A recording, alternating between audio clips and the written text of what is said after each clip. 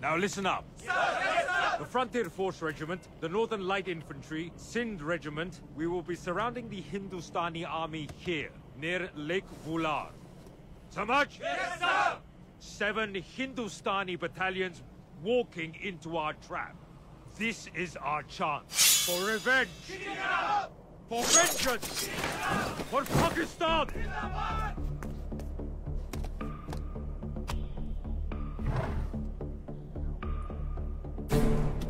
This is not an attack on Hindustan to hurt them just once, but to hurt them for a lifetime and for generations to come. The Hindustani will be blinded by the mist.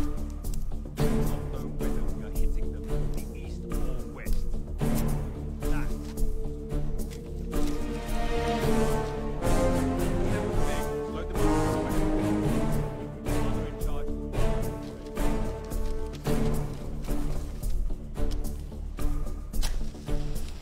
Iman! Taqwa! Jihad! Fi Sabilillah! It's time to begin the operation.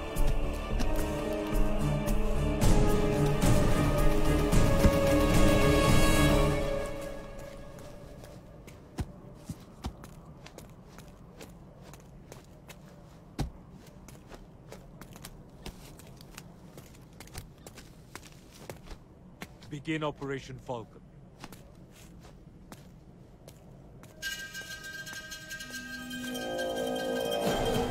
Major!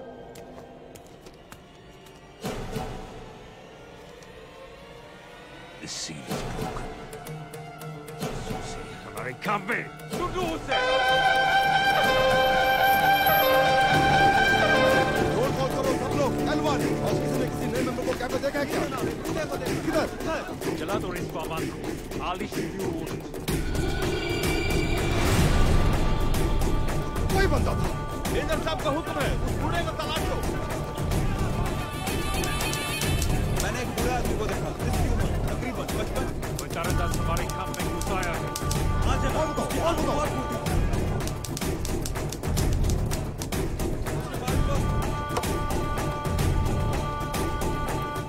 हाँ जनाब यही था जनाब। यही है ना? हाँ जनाब यही वो आदमी था। ठीक है जनाब। वो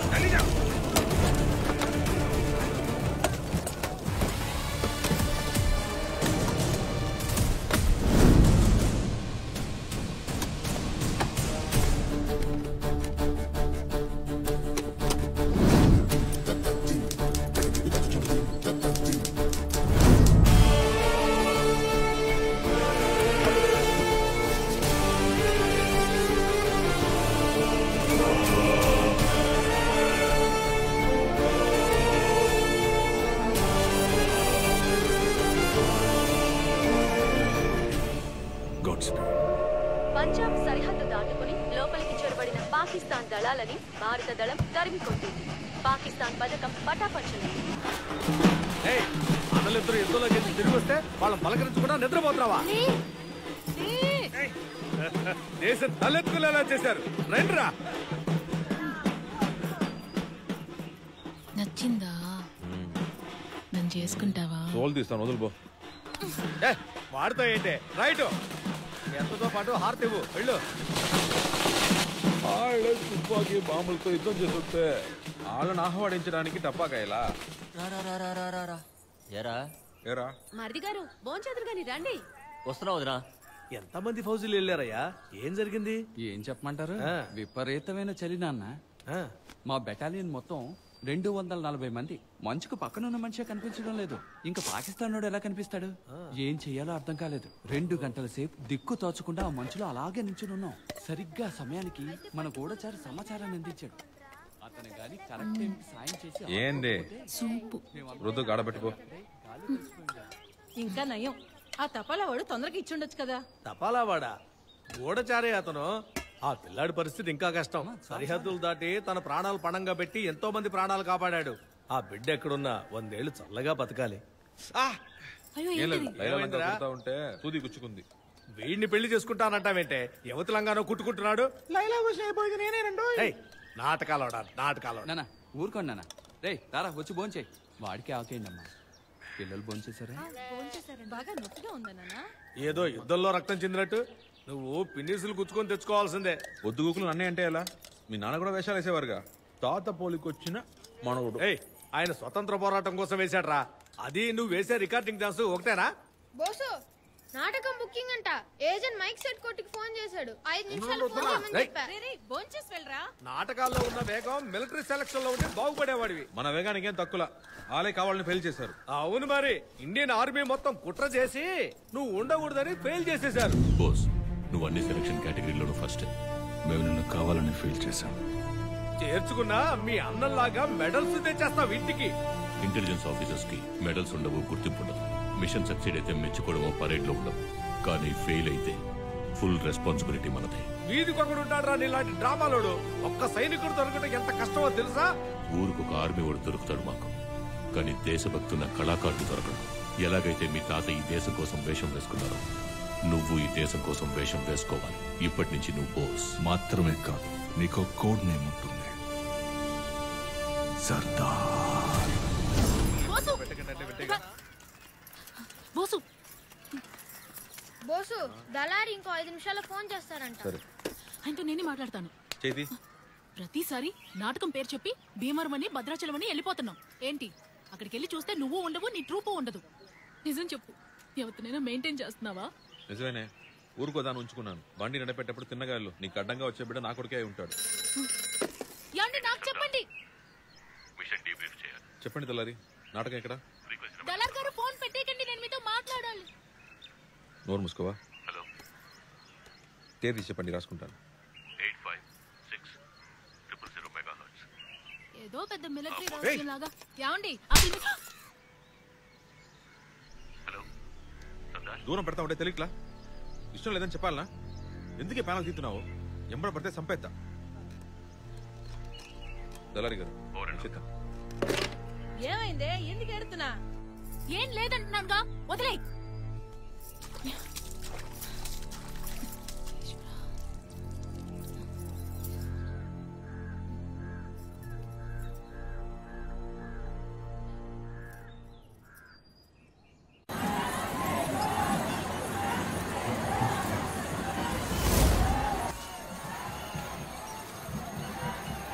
ఏంటి సర్దార్, బలివడానికి వచ్చావా? దెబ్బతిన్న మేకపిల్ల ఇక్కడే మనుషులు వస్తే కూర్తెడుతుంది.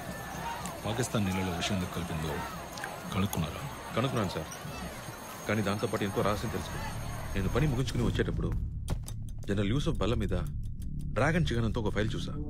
అది తెరిచి చూసిన తర్వాతే అందులో ఉన్న చిక్ ఏంటో తెలిసింది. ఈ పథకాన్ని అమలు పరిచింది పాకిస్తాన్ అయితే, పథకం వేసింది చైనా. ఆ చైనా వాళ్ళకి పాకిస్తాన్కి సంబంధించిన పత్రాల్లో లాఫింగ్ బుద్ధ అన్న పేరు రాసింది. Shadow operation. ఈ మిషన్ కి వెనకాల చైనా హస్తం ఉందని ఇంటెలిజెన్స్ రైజ్ చేశామంటే వెంటనే ఇన్వెస్టిగేషన్ మొదలెట్టొచ్చు. నో, మీ రిపోర్ట్లో చైనా గురించి ఏమీ రాయకండి, పాకిస్తానే అని రిపోర్ట్ చేయండి. సార్, అబద్ధం ఎందుకు చెప్పాలి? మనకి నిజం ఏంటో తెలుసు కదా.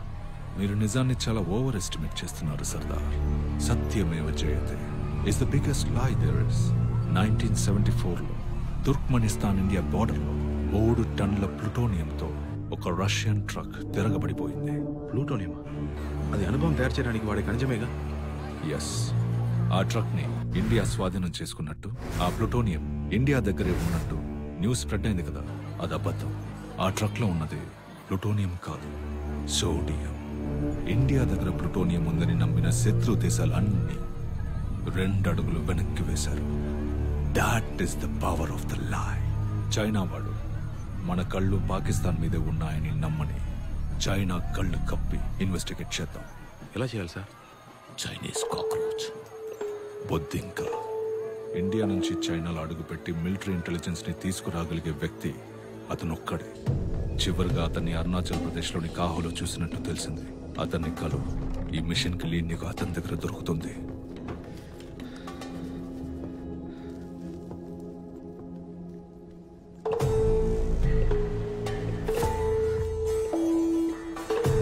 కూర్చోండి. ఏ చాయ్ జల్దీ లా. సర్దార్, అది కొంచెం కింద పెట్టండి. 5-6 ఏళ్లుగా నేను అబ్జర్వ్ చేస్తున్నాను. ఈ చైనా టాప్ థింక్ ట్యాంక్ అందరూ ఒక సీక్రెట్ మిషన్ మీద బిజీగా ఉన్నారు. దానికి వాళ్ళు పెట్టుకున్న పేరు 1 నేషన్ 1 పైప్ లైన్. దాన్ని వెతుక్కుంటూ క్యాంటన్ లో ఉన్న సీక్రెట్ వరల్డ్ కి వెళ్లి ఈ బ్లూ ప్రింట్ ని కొట్టుకొచ్చేసాను. క్యాంటన్ వరల్డ్ నుంచా? Cockroach can approach anywhere. Look at this.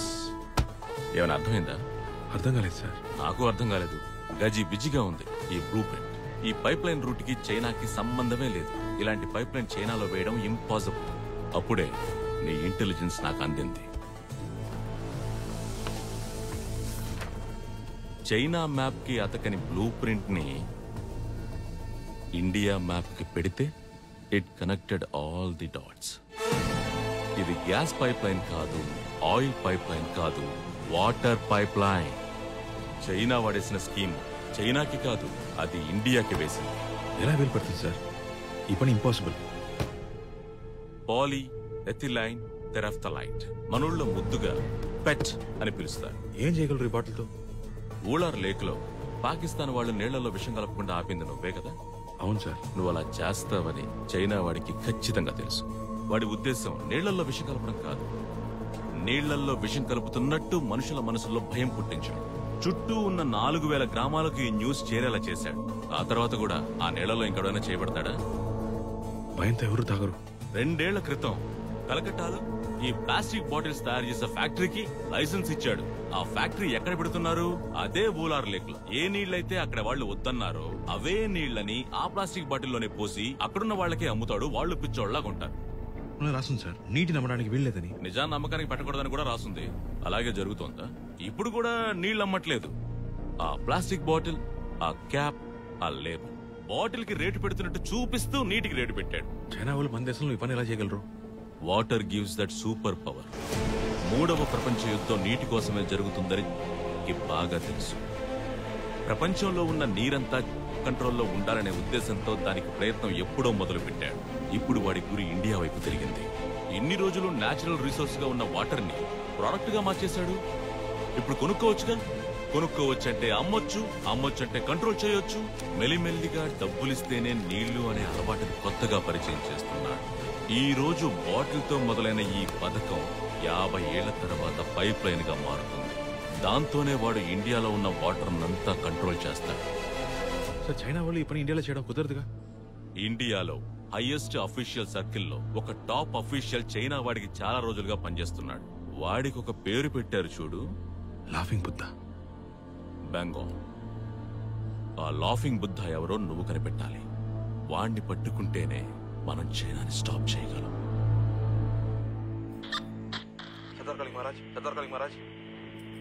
Sir, బుద్ధింకని కలిశాను. పాకిస్తాన్ కి చైనాకి లింక్ ఏంటో కనుక్కున్నారా? చైనా వాళ్ళు పెద్ద ప్లానే వేశారు సార్. ఇండియాలో ఒక హై పొజిషన్ లో ఉన్న అధికారే ఈ లాఫింగ్ బుద్ధ సార్. వాడిని కనిపెట్టాలి. శత్రువుని కూడా తేలిగ్గా కనిపెట్టాలి. శత్రువు ఆయన కనిపెట్టడమే కష్టం. మీరు చేసేది మీరు చేయండి, నేను చేసేది నేను చేస్తాను. Over and out. సరే సార్, ఓవర్ అండ్ అవుట్.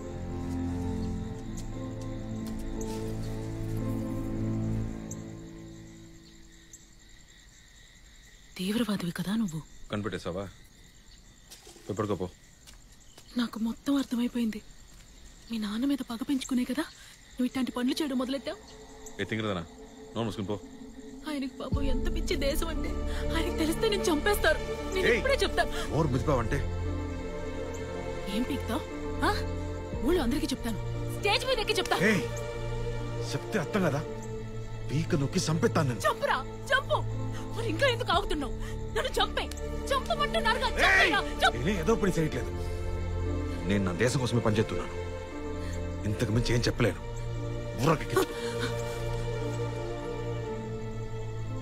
ఎలా నమ్మమంటావు? నేను చెప్తే నమ్మవా నువ్వు? నేనెందుకు నమ్మాలి? నీకు నాకు ఏంటి? నువ్వు నా మొగుడువా? నన్ను చేసుకోబోయేవాడివా? ఏదన్నా అదే అంటావు. అందుకే నీకేదైనా పెద్ద విషయం కావచ్చు, నాకు ఇదే పెద్ద విషయం.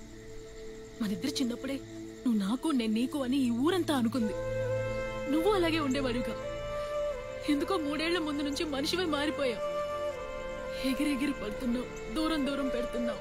నా దగ్గర అబద్ధాలు చెప్తున్నావు, నీ దగ్గర మోసపోతున్నాను. నిజమే చెప్తున్నాను. నాకదొద్దు. నీకు నేనంటే ఇష్టమా, ఇష్టం లేదా అది చెప్పు చాలు. ఇష్టం, కానీ పెళ్లి చేసుకోను. ఏ? నీ మంచి కోసమే. నా వృత్తి అలాంటిది. నువ్వు చచ్చిపోతావా?